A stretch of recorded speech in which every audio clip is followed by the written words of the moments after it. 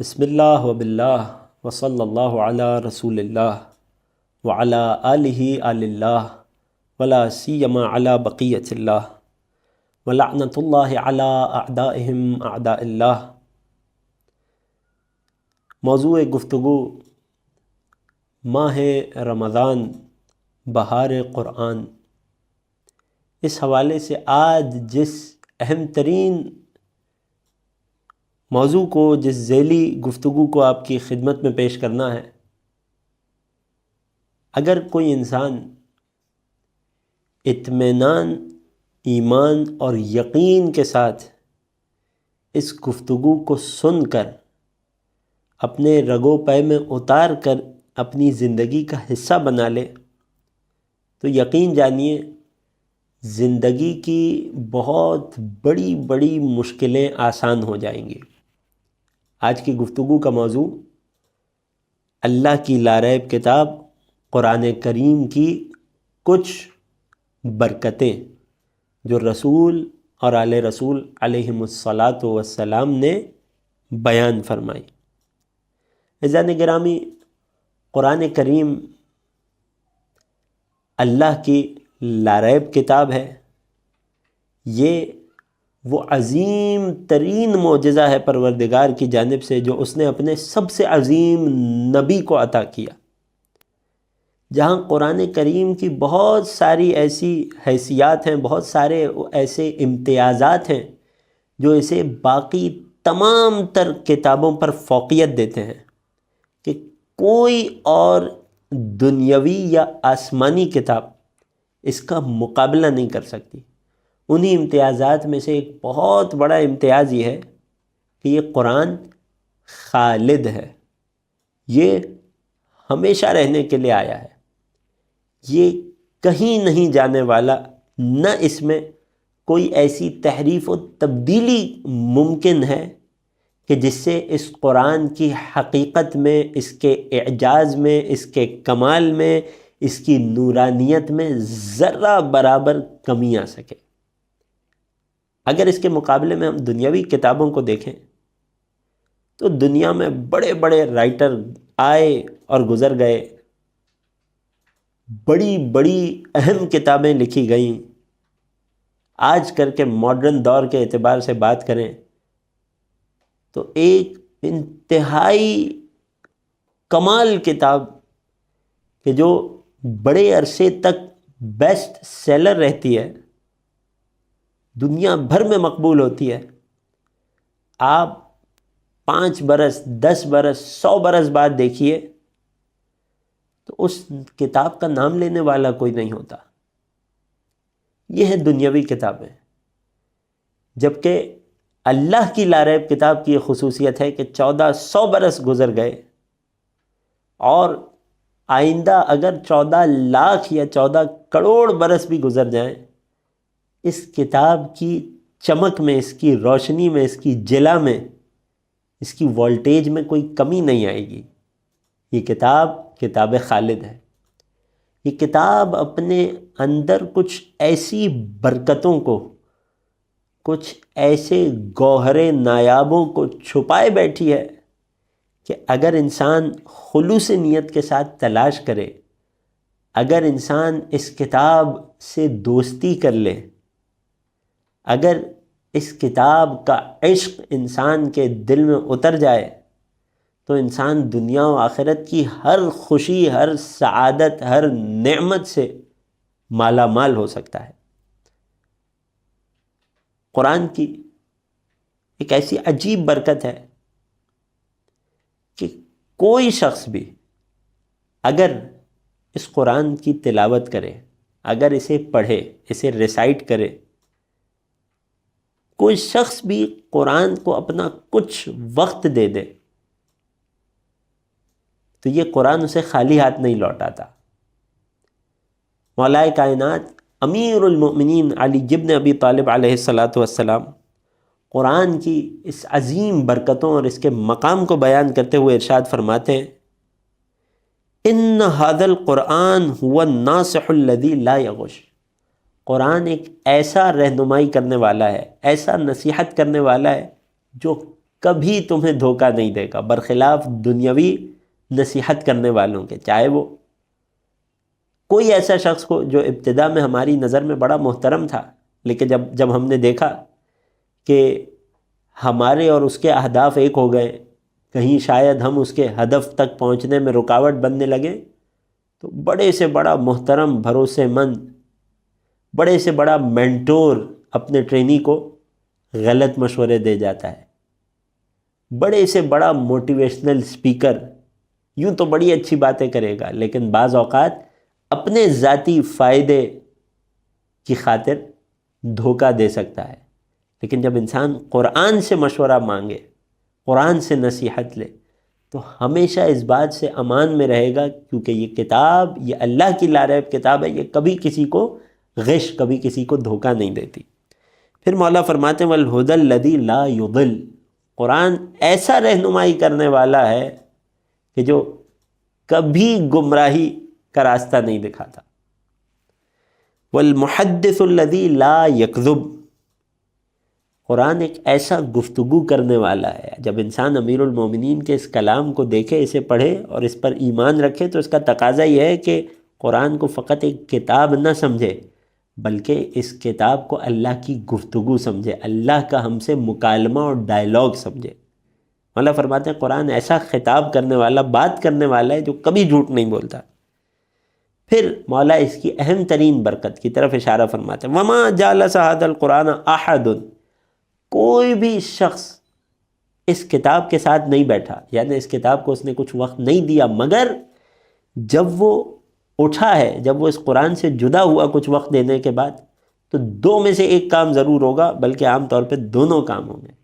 فرماتے ہیں جب یہ اٹھے گا قرآن کی تلاوت کر کے، یا تو کچھ بڑھ چکا ہوگا یا کچھ کم ہو چکا ہوگا، یا کسی چیز کا لیول اس کے اندر ہائی ہو چکا ہوگا اور کسی چیز کا لیول لو ہو چکا ہوگا۔ جو چیز بڑھ چکی ہوگی وہ کیا ہے؟ فرماتے ہیں زیادۃ فی ہدا، اس کی رہنمائی، اس کی ہدایت میں اضافہ ہو چکا ہوگا، یہ ہدایت یافتہ ہو کر قرآن کے پاس سے اٹھے گا۔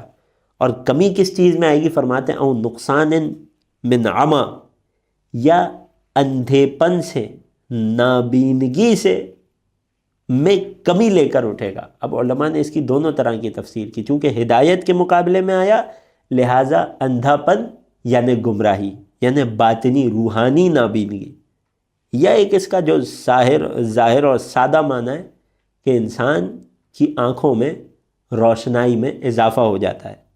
یہ دونوں معنی لینے میں کوئی حرج نہیں ہے۔ یقیناً قرآن وہ بابرکت کتاب ہے جس کا ایک ایک حرف انسان کی ظاہری بصارت اور روحانی بصیرت دونوں میں اضافہ کرتا ہے، دونوں کی روشنی کو بڑھاتا ہے۔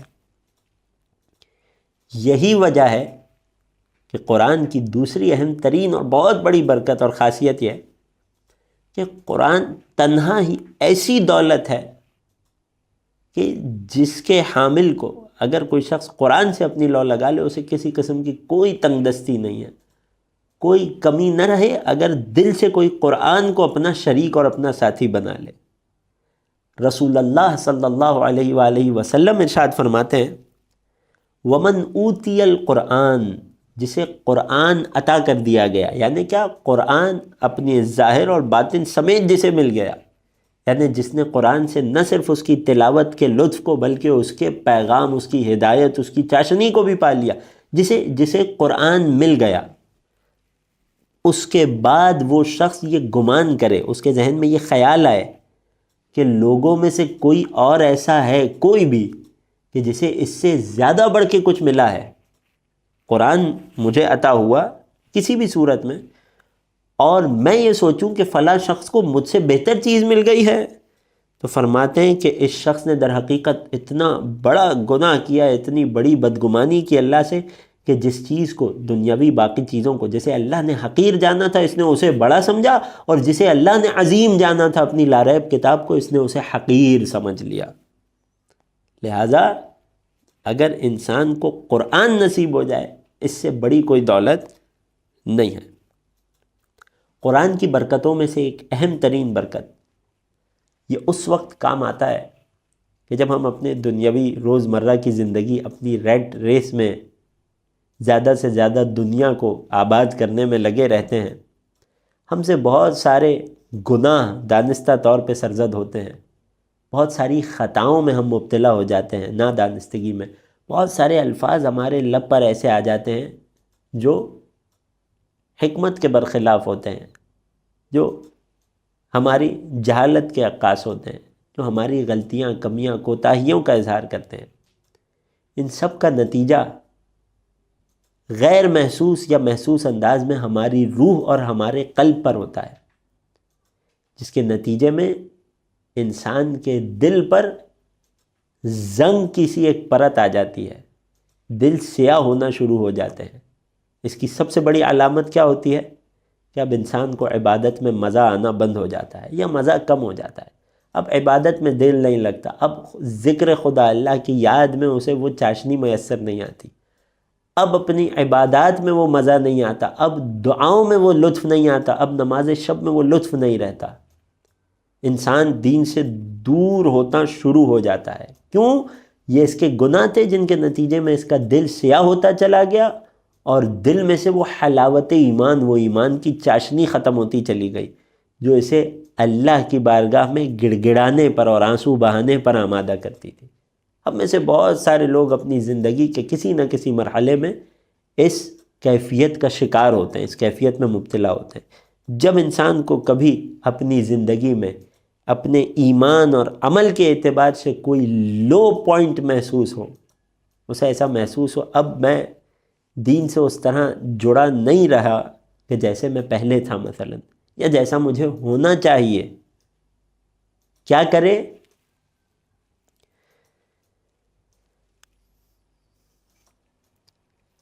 رسول اکرم صلی اللہ علیہ وآلہ وسلم اس کا حل بیان فرماتے ہیں کہ ان القلوب تصدع کما یصدع الحدید، جیسے لوہا زنگالود ہو کر اپنی فنشنگ کھو دیتا ہے، اپنا اسپارک کھو دیتا ہے، ویسے دل بھی زنگالود ہو جاتے ہیں، اپنی نرمی، اپنی چاشنی، اپنا درد کھو دیتے ہیں۔ کیا کیا جائے؟ پوچھا گیا فما جلاؤہا، دلوں کو کیسے دوبارہ سیکل کیا جائے، دوبارہ چمکدار اور روشن بنایا جائے؟ فرماتے ہیں کثرت تلاوت کتاب اللہ تعالی، قرآن پڑھنا نہیں، اب دل زنگالود ہو گیا، بہت سخت مرحلہ ہے، اب گناہ کرتے ہوئے احساس نہیں ہوتا، شرمندگی نہیں ہوتی، نیکی کرنے کا دل نہیں چاہتا۔ کیا علاج ہے؟ ایک نسخہ، دو نسخے بیان فرماتے ہیں، کثرت سے اللہ کی کتاب کی تلاوت کرو، وکثرت ذکر اللہ، اور کثرت سے اللہ کی یاد۔ یہ دونوں وہ کام ہیں کہ جو انسان کے دل سے زنگ کو دور کرتے ہیں اور دوبارہ اس کے دل کو نرم بناتے ہیں۔ قرآن کی برکات میں سے ایک بہت اہم برکت وہ یہ کہ جب گناہوں کے نتیجے میں دل سیاہ ہو جاتا ہے تو دل میں ایمان کی، خوف خدا کی پریزنس خود بخود کم ہوتی چلی جاتی ہے، اور محبت دنیا اور دنیاوی خواہشات اس اللہ کی یاد کی جگہ لینے لگ جاتی ہے۔ جب انسان زندگی میں ایسا محسوس کرے، پچھلی برکت کا تعلق دل کو صاف کرنے سے تھا۔ جب انسان کسی گھر کو آباد کرتا ہے تو پہلے اس کی صفائی کرتا ہے، بعد میں اسے بہترین سامان سے سجاتا ہے، آراستہ کرتا ہے اور مزین کرتا ہے۔ تو پہلے انسان قرآن اس نیت سے پڑھے کہ اے پروردگار میرے دل کو صاف فرما، پاکیزہ فرما، زنگ سے دور فرما۔ جب دل میں نرمی پیدا ہونے لگے، اب دوبارہ ایمان کی کھیتی کو دل میں اگانا ہے، یہ کام بھی قرآن کرتا ہے۔ رسول اللہ صلی اللہ علیہ وآلہ وسلم ارشاد فرماتے ہیں الغنا واللہو ینبتان النفاق فی القلب، جس طرح سے کہیں کھلے میں پانی رکھا ہو، کس طرح سے آہستہ آہستہ غیر محسوس لیکن بہت جلدی سے غیر محسوس انداز میں اس پانی پر کائی جم جاتی ہے۔ رسول فرماتے ہیں دو ایسی چیزیں ہیں، ایک تو موسیقی خدا محفوظ رکھے، دوسرا یعنی گانے اور میوزک کو سننا، دوسرا لہو یعنی بے مقصد بے فائدہ کام کرنا، چاہے وہ بہت زیادہ، اپنے نوجوان دوستوں کے لیے عرض کر رہا ہوں، بہت زیادہ گیم کھیلنا ہو، چاہے بہت زیادہ ٹیلی ویژن یا سوشل میڈیا سے انسان کا ڈیٹا کو کنزیوم کرنا ہو بہت زیادہ کثرت سے، یہ ایسے کام کرنا جو بے فائدہ ہیں، جو انسان صرف اپنی انٹرٹینمنٹ کی مقصد سے کرتا ہے، یہ والے کام بہت زیادہ کرنے سے کیا ہوتا ہے؟ رسول فرماتے ہیں دل میں نفاق پیدا ہو جاتا ہے، منافقت پیدا ہو جاتی ہے۔ اب انسان کہنے کو کچھ اور حقیقت میں کچھ اور ہو جاتا ہے۔ اس کا حل کیا ہے؟ فرماتے ہیں کہ قرآن کی تلاوت اور اللہ کی یاد یہ دل میں ایمان کو اگاتی ہے، لہٰذا اس کا حل یہی ہے، پہلے انسان دل کے زنگ کو دور کرے تلاوت قرآن کر کے، پھر انسان دوبارہ دل میں ایمان کی کھیتی کو اگائے، کیسے؟ پھر سے تلاوت قرآن کر کے۔ ایک اور برکت کہ نہ صرف یہ تلاوت قرآن انسان کے اندرونی ماحول کو منور کرتی ہے، بلکہ قرآن اتنا زیادہ مؤثر ہے کہ یہ انسان کے اطراف اور بیرون کے ماحول کو بھی اجاگر کر دیتی ہے، کہ کائنات کے رسول کے کلام کے مطابق گھروں کی 2 قسمیں ہوتی ہیں، اور اس کو سمجھنے کے لیے اور اس کی روح تک، حقیقت تک پہنچنے کے لیے جب قبرستان جائیے گا تو دیکھیے گا جب شام ہو جاتی ہے یا رات آ جاتی ہے تو قبرستان میں کتنی تاریکی ہوتی ہے، کتنا اندھیرا ہوتا ہے۔ کیوں؟ کیونکہ وہ قبریں ہیں۔ قبریں اگر تاریک نہ ہوں تو کیا ہو؟ بعض اوقات انسان کو اپنے گھر میں بھی وہ نیگیٹیوٹی، وہ منفی انرجی محسوس ہوتی ہے کہ ہر چیز گھٹی گھٹی لگتی ہے، زندگی میں وسعت، زندگی میں برکت ختم ہوتی محسوس ہوتی ہے، انسان پریشانیوں میں مبتلا ہو جاتا ہے۔ گھر میں تنگی کا محسوس ہونا یہ بہت بڑی مشکل ہے، آج کل کے دور میں بہت زیادہ افراد اس کو محسوس کرتے ہیں۔ اس کا حل کیا ہے؟ کائنات کے رسول ایک طویل روایت میں ارشاد فرماتے ہیں نوّروا بیوتکم بتلاوت القرآن، اپنے گھروں کی تاریکیوں کو روشنیوں میں بدل دو، اپنے گھروں کو روشن کرو۔ کس سے؟ قرآن کی تلاوت سے۔ ایک بار گھر کی وہ ظاہری روشنی ہے کہ جو انسان اچھی سے اچھی لائٹ لگا کر حاصل کرتا ہے، جو انسان بجلی کا بندوبست کر کے حاصل کرتا ہے، اور ایک بار گھر کی وہ روحانی اور باطنی روشنی ہے کہ جس کے لیے انسان کو تلاوت قرآن سے مدد لینی چاہیے۔